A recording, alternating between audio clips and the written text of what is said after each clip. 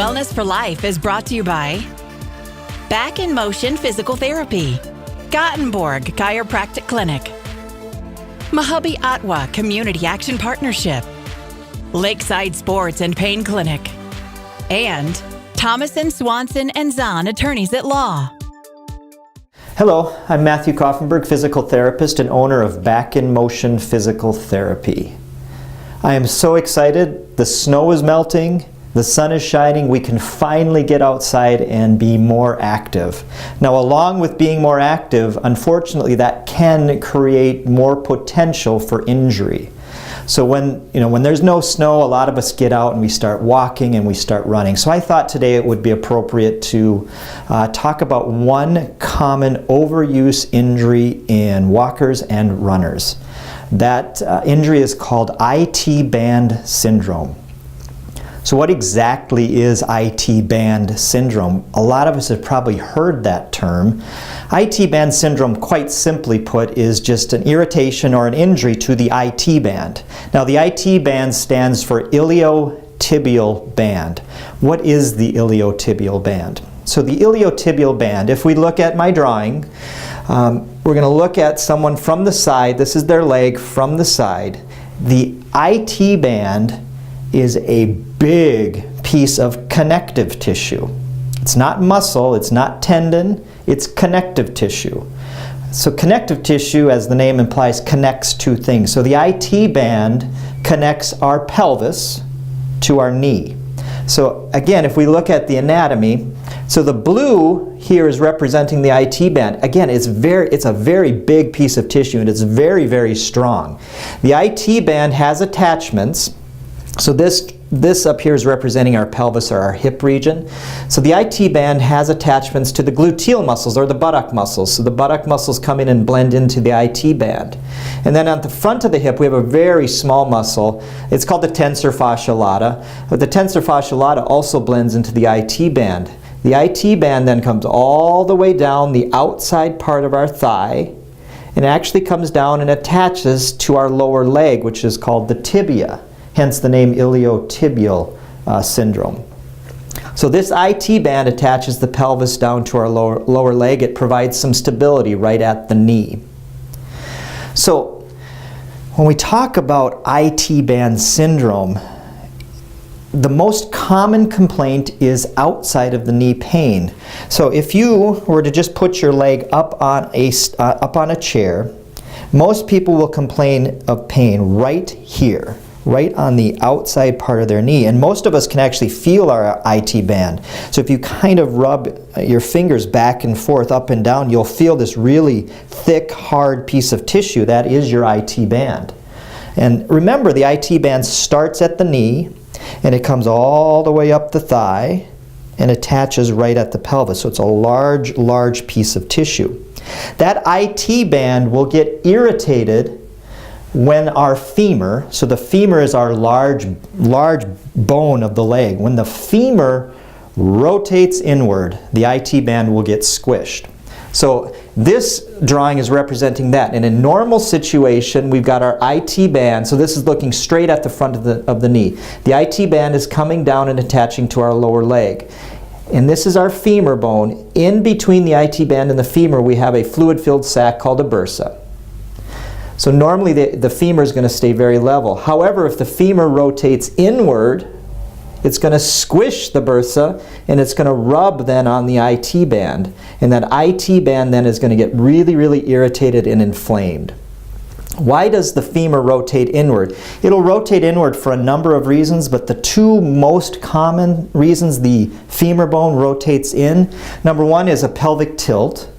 And the pelvic tilts, remember our pelvis is here at our hips. When we're running or walking, every time we land, my pelvis should stay very, very level. However, sometimes it'll tip.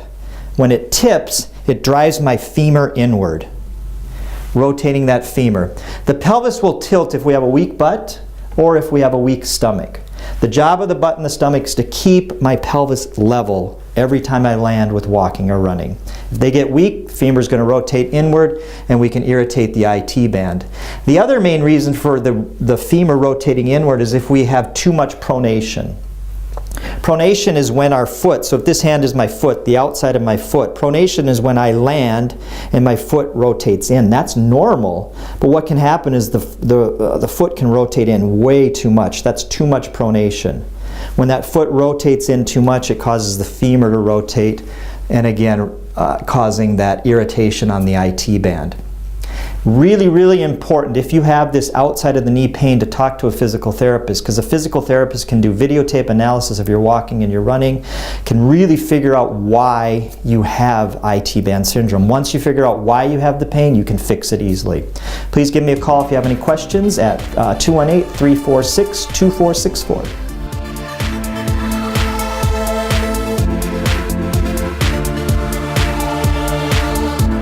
Coming up on Wellness for Life.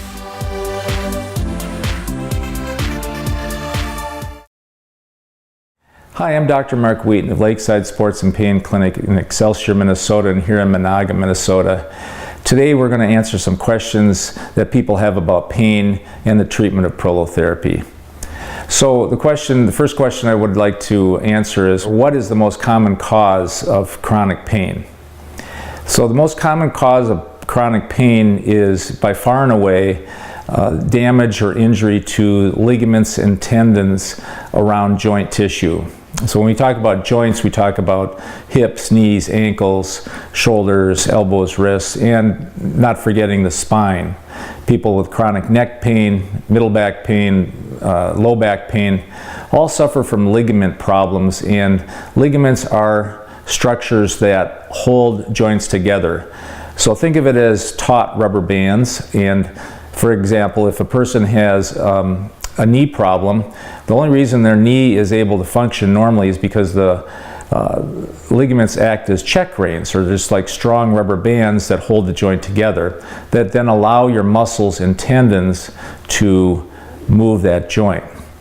So what are ligaments and tendons? Ligaments, as I said earlier, are made up of connective tissues called collagen. Collagen is the most abundant protein in the body with the connective tissue, and it forms the basis for the strength and resistance to stretch in joint tissue.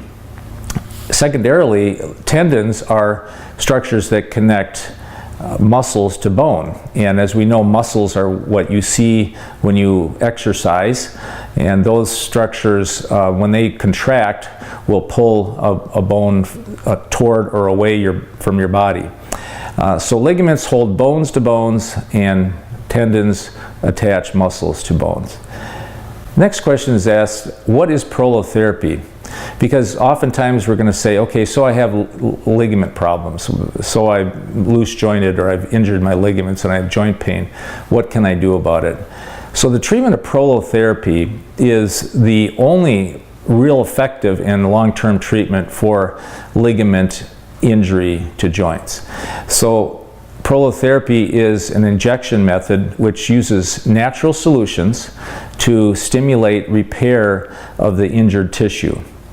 So think of it this way, whereas you go to the gym to exercise muscles, unfortunately you can't do that with ligaments. Ligaments are not able to be strengthened by use. The only way that they can be strengthened is by induced proliferation. Now that's just a fancy term for stimulation of growth. So the term prolotherapy really is a treatment that takes your body's natural tendency to want to heal, and it jump starts the process.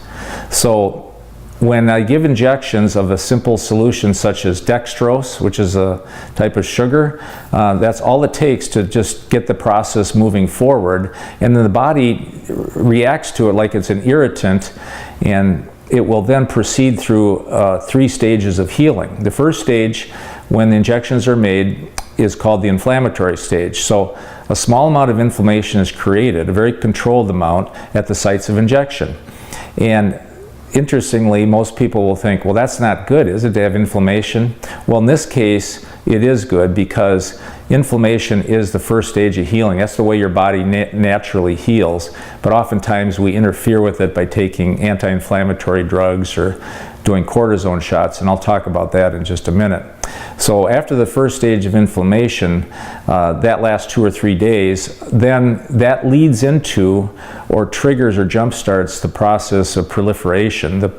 I call it the fibroblastic stage because these little cells cause the development and growth of collagen fibers. Now, collagen fibers are just elongated strands of fibrous tissue that make up your ligaments. But when you're injured, or if you're born with loose joints, they tend to get stretched and don't repair very well on their own.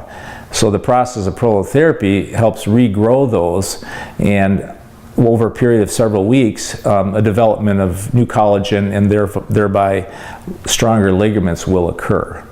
So after that stage, which lasts about 4 to 6 weeks, final stage is the maturation phase. And the maturation phase is simply an elongated phase of number of months or even over a year where the tissues just mature and get stronger and stronger.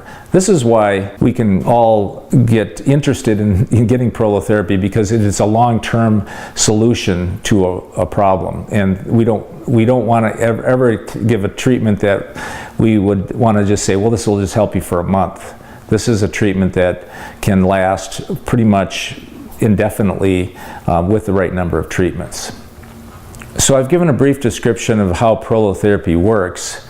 Next episode, we're going to talk a little bit more about some of the things that prolotherapy treats and why you should not subject yourself to cortisone shots, which ultimately can lead to unnecessary surgeries.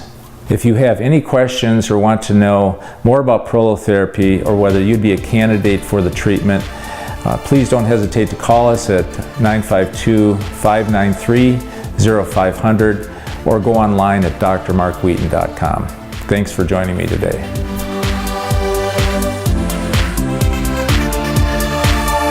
Thank you for watching Wellness for Life.